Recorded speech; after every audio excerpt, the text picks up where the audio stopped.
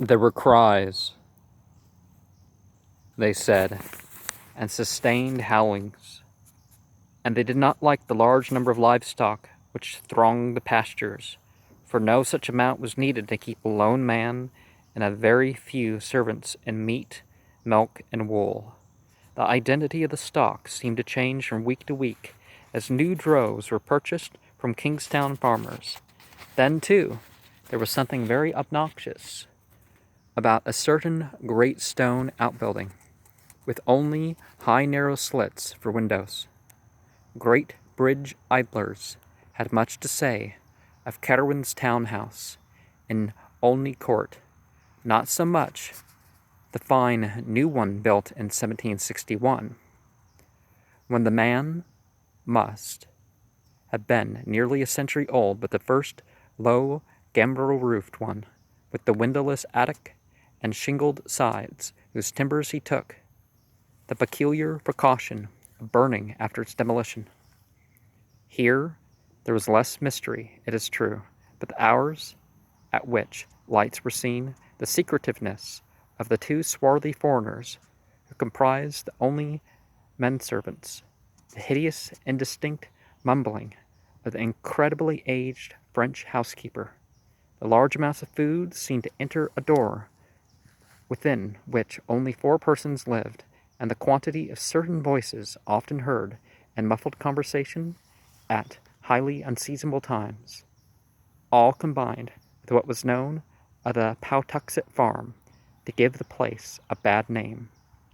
In choicer circles, too, the Curwen home was by no means undiscussed, for as the newcomer had gradually worked into the church and trading life of the town, he had naturally made acquaintances of the better sort, whose company and conversation he was well fitted to enjoy. His birth was known to be good, since the Curwens or Curwens of Salem needed no introduction in New England. It developed that Joseph Curwen had traveled much in very early life, living for a time in England, and making at least 2 voyages to the Orient, and his speech, which he delighted to use it, was that of a learned and cultivated Englishman. But, for some reason or other, Curwen did not care for society. Whilst never actually rebuffing a visitor, he always reared such a wall of reserve that few could think of anything to say to him which would not sound inane. There seemed to lurk in his bearing some cryptic and sardonic arrogance, as if he had come to find all human beings dull, through having moved along stranger and more potent entities. When Dr. Checkley, the famous wit, came from Boston in 1738 to be a rector of King's Church, he did not neglect calling on one of whom he had heard so much, but left in a very short while because of some sinister undercurrent he detected in his host's discourse. Charles Ward told his father, when they discussed Ketterwin one winter evening, that he would give much to learn what the mysterious old man had said to the sprightly cleric, but that all diarists agree concerning Dr. Checkley's reluctance to repeat anything he had heard. The good man had been hideously shocked, and could never recall Joseph Curwen without a visible loss of the gay urbanity for which he was framed. More definite, however, was the reason why another man of taste and breeding avoided the haughty hermit in 1746.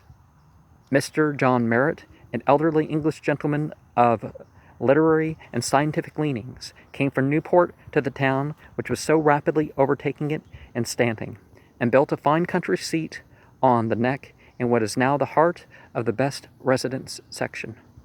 He lived in considerable style and comfort, keeping the first coach and liveried servants in town, and taking a great pride in his telescope, his microscope, and his well-chosen library of English and Latin books. Hearing of Curwen as the owner of the best library in Province, Mr. Merritt early paid him a call, and was more cordially received than most other callers of the house had been. His admiration for his host's ample shelves, which, besides Greek, Latin, and English classics, were equipped with a remarkable battery of philosophical, mathematical, and scientific works, including Paracelsus, Agricola, Van Helmont, Sylvius, Glauber, Boyle, Boerhaave, Becker, and Stahel, and Kerwin to suggest a visit to the farmhouse and laboratory whether he had never invited anyone before, and the two drove out at once in Mr. Merritt's coach. And, in other videos, some of you would have seen my library, and consider that my bibliography to whatever I'm saying, right? And, well, there's a lot more books that I've never bought. Some books I've given away, that sort of thing. Books aren't just possessions, but they're knowledge to spread and share to oneself, and sometimes you let others look at your books. They better be careful, they're my books. But Mr. Merritt always confessed to seeing nothing really horrible at the farmhouse, but maintained that the titles of the books in the special library of thaumaturgical, alchemical, and theological subjects which Kerwin kept in a front room were alone sufficient to inspire him with a lasting loathing. Perhaps, however, the facial expression of the owner in exhibiting them contributed much of the prejudice. This bizarre collection, beside a host of standard works which Mr. Merritt was not too alarmed to envy, embraced nearly all the cannibalists, demonologists, and magicians known to man, and was a treasury house of lore in the doubtful realms of alchemy and astrology.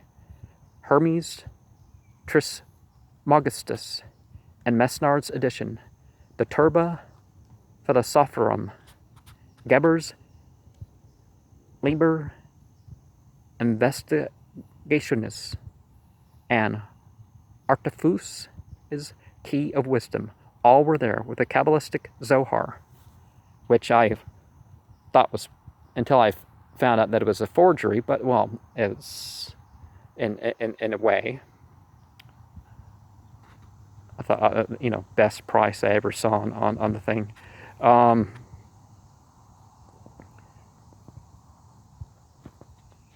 Bilingual edition, all that sort of stuff, 22 volumes or something. Peter Jam's set of Albertus Magnus, Raymond Lully's Ars Magna et Ultima, in Zetzner's edition, Roger Bacon's Thesaurus Chemicus, Fluids Clavis Alchemia,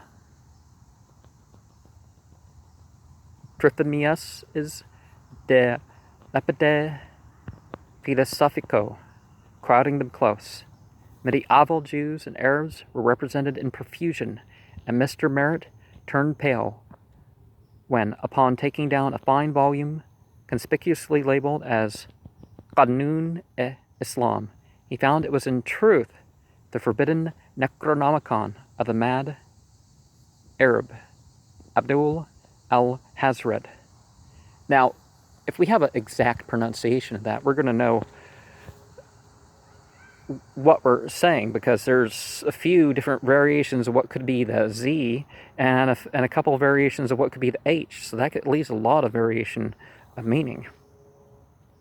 But ul-al, that doesn't, it's like servant of yeah,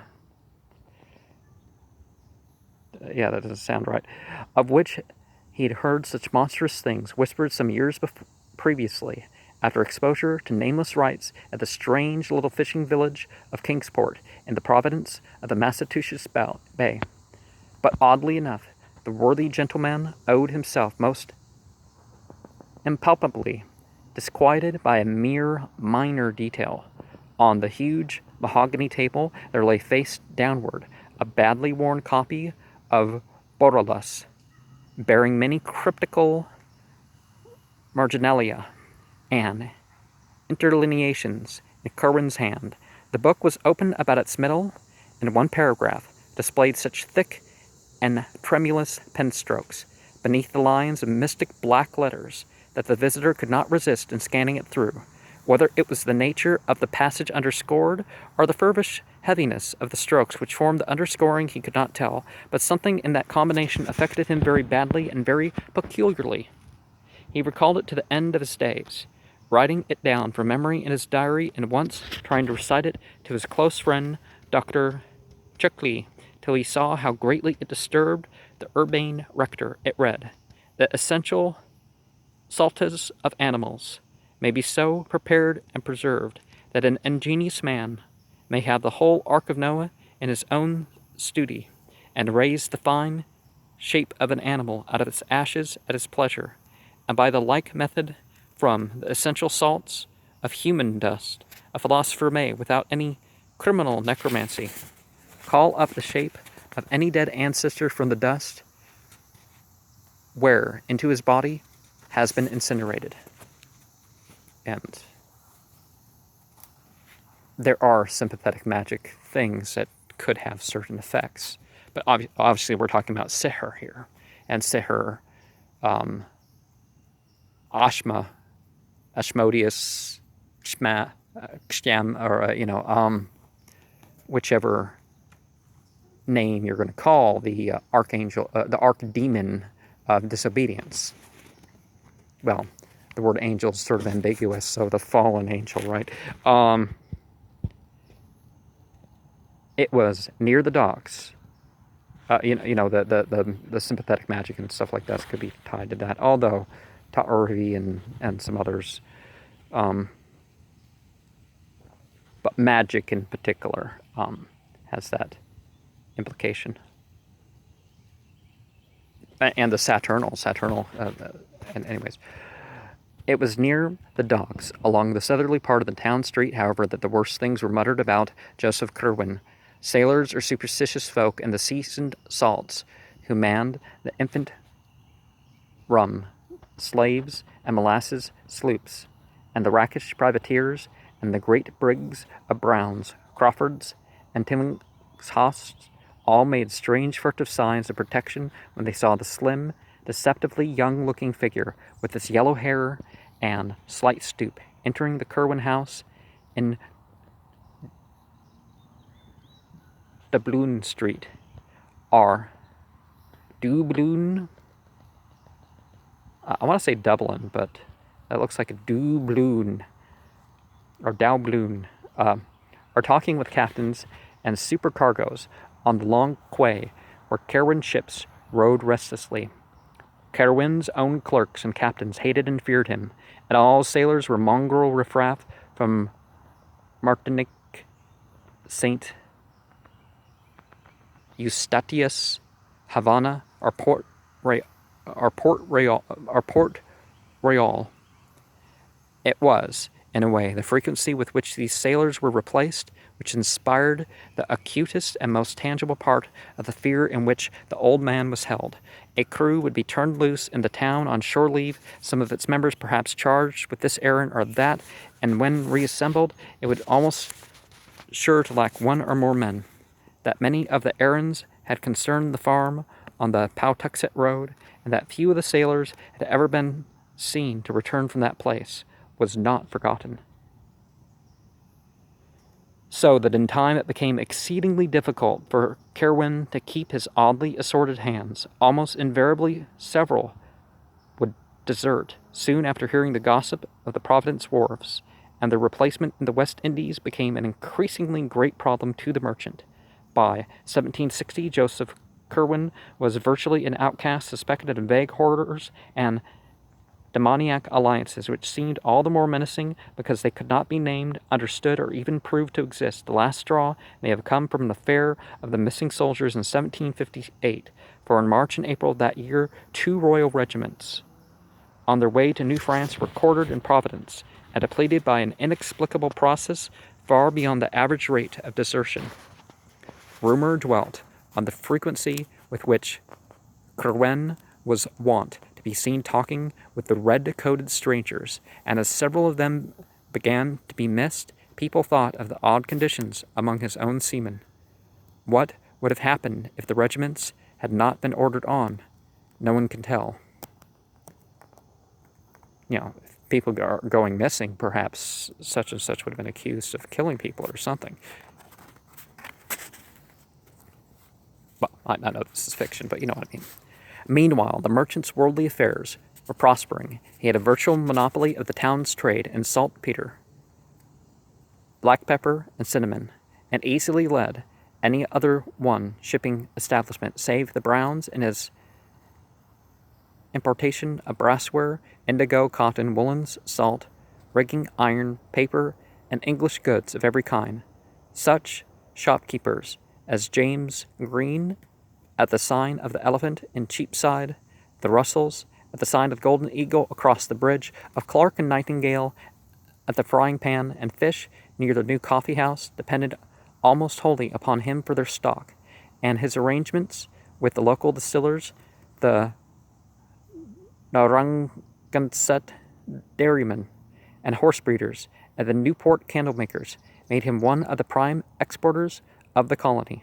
Ostracized though he was, he did not lack for civic spirit of a sort. When the colony house burned down, he subscribed handsomely to the lotteries by which the new brick one, still standing at the head of its parade and the old Main Street, was built in 1761. In that same year, too, he helped rebuild the Great Bridge after the October gale.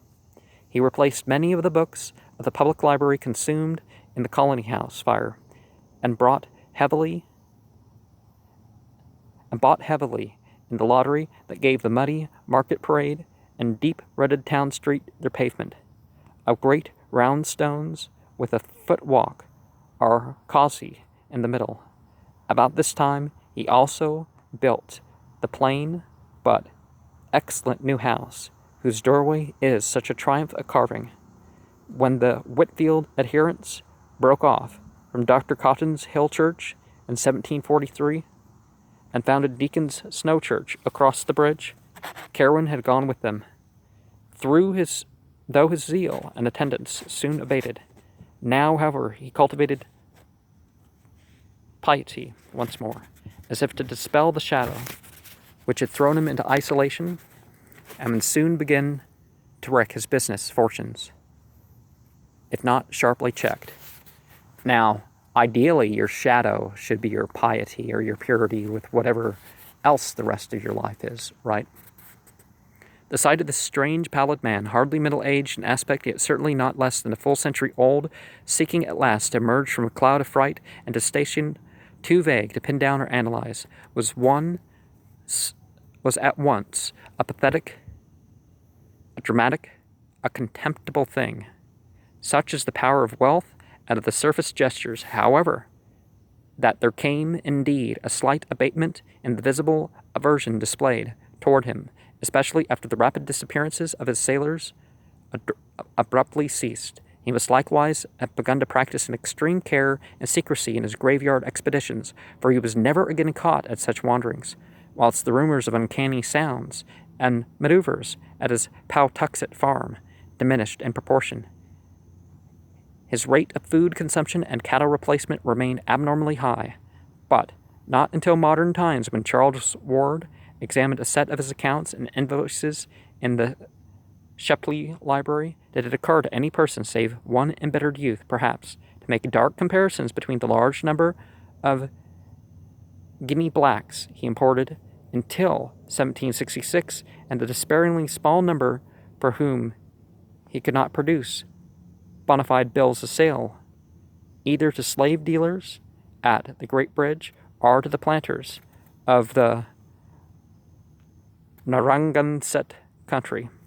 Certainly, the cunning and ingenuity of this abhorred character were uncannily profound, once the necessity for their exercise had become impressed upon him.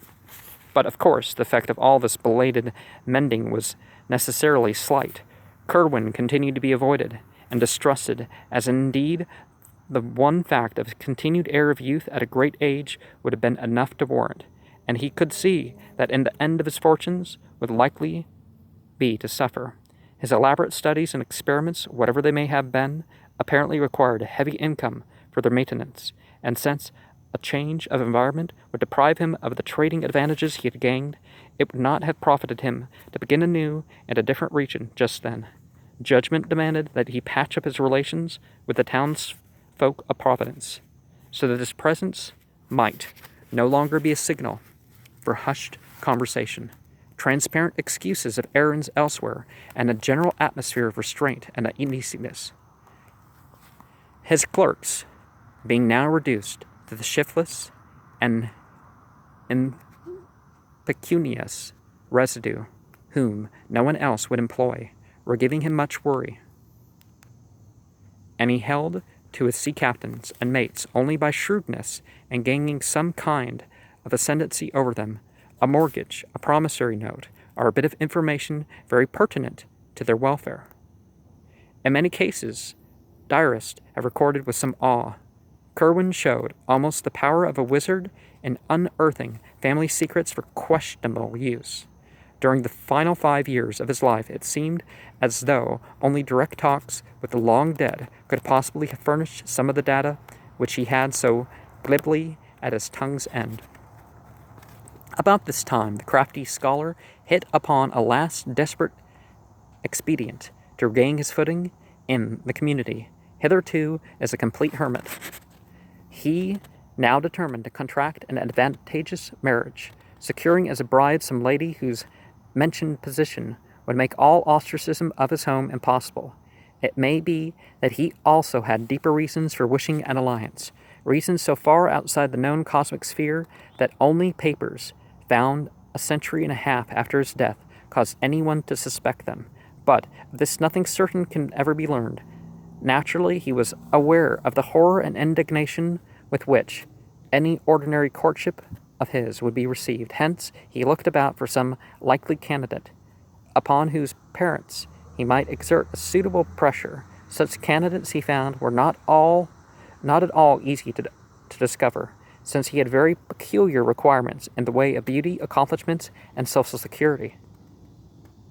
At length, his survey narrowed down to the household of one of his best and oldest ship captains, a widower of high birth, an unblemished standing, named Duty Tillinghast, whose only daughter, Eliza, seemed dowered with every conceivable advantage, save prospects as an heiress.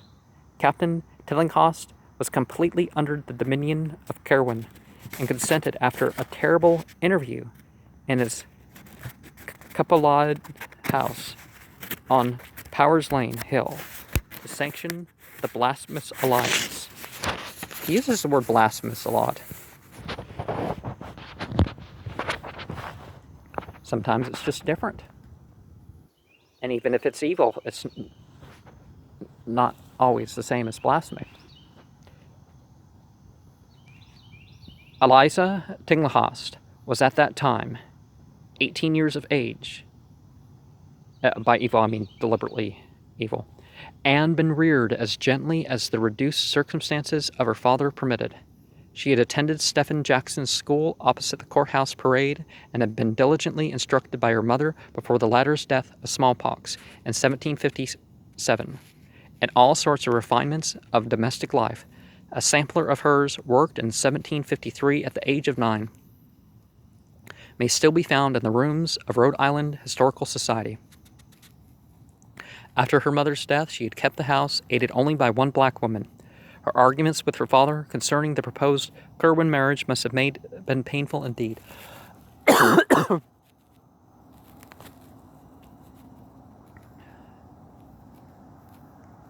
or something. Maybe just pollen. But of these we have no record.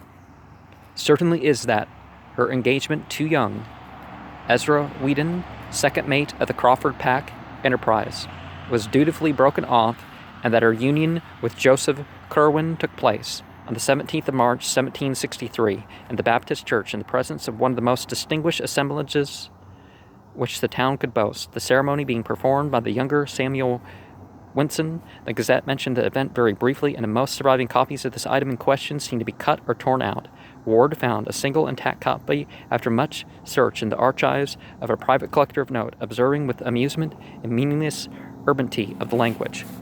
Now, as much as statute crimes have been added, there was also, there was the promiscuity charge that they used to have, but one of the things of marriage could be an expensive affair, and it prevented people from getting married, and it's really not fair to some of that stuff. Anyways, Monday evening last, Mr. Joseph Kerwin of this town, merchant, was married to Mrs. Eliza Tillinghast, daughter of Captain Duty Tillinghast, a young lady who has real merit added to a beautiful person, to grace this connubial state, and perpetuate its felicity. The collection of Durfee Arnold letters, discovered by Charles Ward shortly before his reputed madness in the private collection of Melville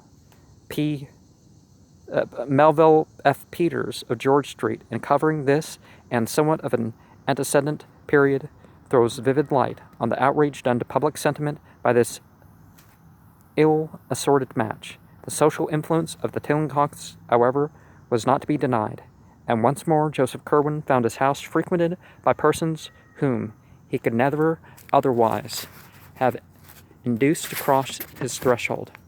His acceptance was by no means complete, and his bride was socially the sufferer through her forced venture, but, at all events, the fall of utter ostracism was somewhat torn down. In his treatment of his wife, the strange bridegroom astonished both her and the community by displaying an extreme graciousness and consideration. The new house in Olney Court was now wholly free from disturbing manifestations, and although Kerwin was much absent at the Pawtuxet farm, which his wife never visited, he seemed more like a normal citizen at any other time than at any other time in his long years of residence. Only one person remained in open enmity with him, this being the youthful ship's officer, whose engagement to Eliza Tillinghast had been so abruptly broken. Ezra Whedon had frankly vowed vengeance, and, though of a quiet and ordinary mild disposition, was now gaining a hatred-dogged purpose which boded no good to the usurping husband. On the 17th of May, 1765, Kerwin's only child, Anne, was born and was christened by the Reverend John Graves of King's Church, of which both husband and wife had become communicants shortly after their marriage in order to compromise between the respective Congregational and Baptist affiliations. The record of his birth, as well as that of the marriage 2 years before, was stricken from most copies of the church and town annals, where it ought to appear, and Charles Ward located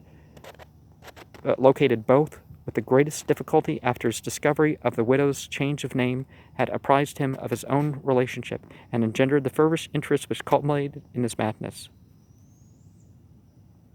The birth entry, indeed, was found very curiously through correspondence with the heirs of the loyalist Dr. Graves, and who had taken with him a duplicate set of records when he left his pastorate at the outbreak of the Revolution. Ward had tried this source because he knew that his great-great-grandmother, Anne Tillinghast Potter, had been an Episcopalian. Now, remember that in the Bible, in the Christian side, there's no allowance of divorce. Shortly after the birth of his daughter, an event he seemed to welcome with fervor greatly out of keeping with his usual coldness, Kerwin resolved to sit for a portrait. This he painted by a very gifted Scotsman named Cosmo Alexander, then a resident of Newport, and since famous as the early teacher of Gilbert Stuart. The likeness was said to have been executed on a wall panel of the library in the house of Olney Court, but neither of the two old diaries mentioning it gave any hint of its ultimate disposition. At this period, the erratic scholar showed signs of unusual abstraction, and spent as much time as he possibly could at his farm on the Pawtuxet Road. He seemed, it was stated, in a condition of suppressed excitement or suspense, as if suspecting some phenomenal thing, or on the brink of some strange discovery. Chemistry or alchemy would appear to have played a great part, for he took from his house to the farm the greater number of his volumes on that subject.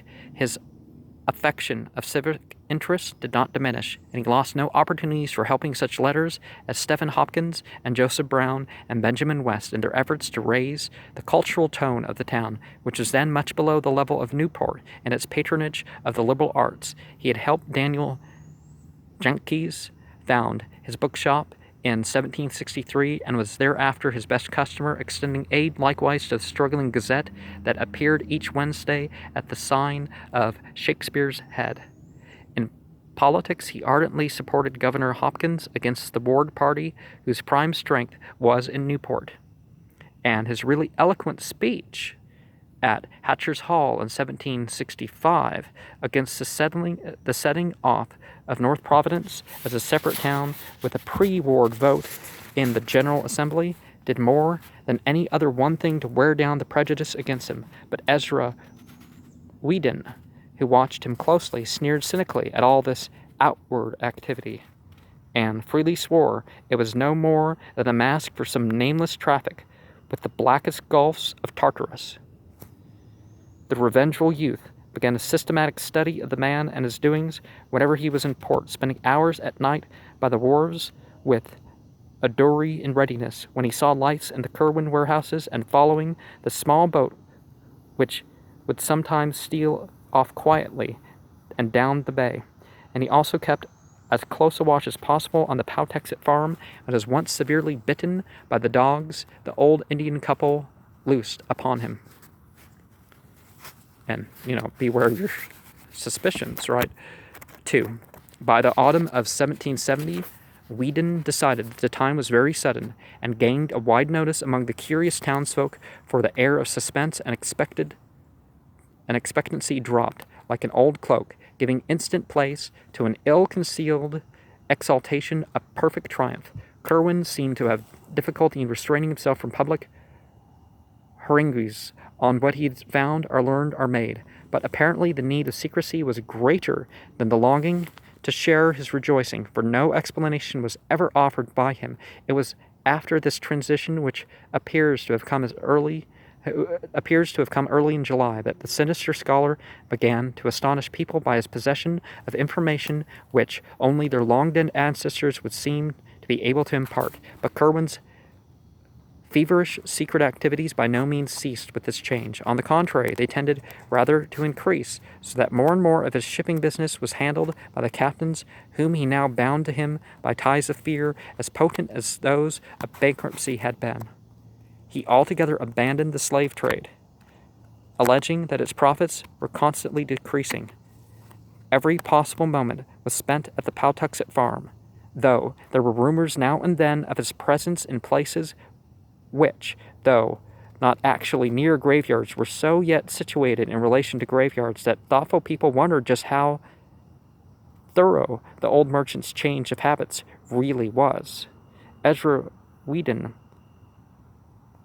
though his periods of espionage were necessarily brief and intermittent on account of his sea voyaging, had a vindictive persistence which the bulk of the practical townsfolk and farmers lacked, and subjected Kerwin's affairs to a scrutiny such as they had never before seen.